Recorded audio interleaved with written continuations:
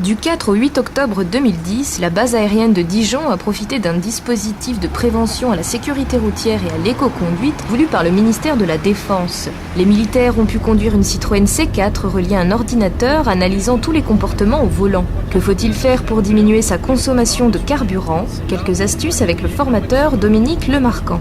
Il faut qu'on ait le plus possible une vitesse constante ou encore mieux, ce qu'on appelle aux États-Unis le pulse on glide, c'est-à-dire que j'accélère et je laisse couler la voiture. Une deuxième astuce, c'est de passer ces ronds-points en petite troisième et pas en seconde. Dès qu'on décèle une zone de danger potentiel, si vous mettez votre pied au-dessus du frein, vous allez gagner une demi-seconde de temps de réaction.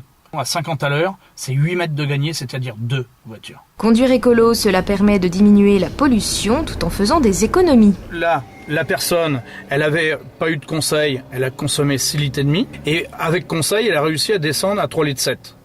Ça veut dire que sur 100 000 km, elle peut économiser 3 000 €.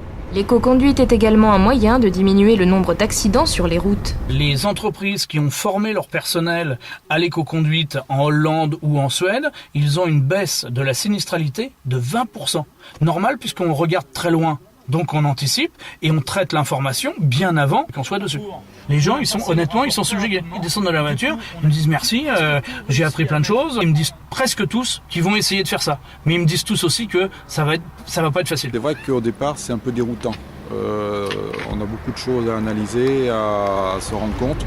Et après, dans la vie de tous les jours, en mettant cette pratique-là de conduite, on s'aperçoit qu'on y arrive beaucoup plus facilement et on arrive à faire quand même des économies. Capable de réduire la pollution, le risque d'accident ainsi que les dépenses financières, il n'y a pas à dire, l'éco-conduite est promise à un bel avenir, à condition que chacun y mette du sien.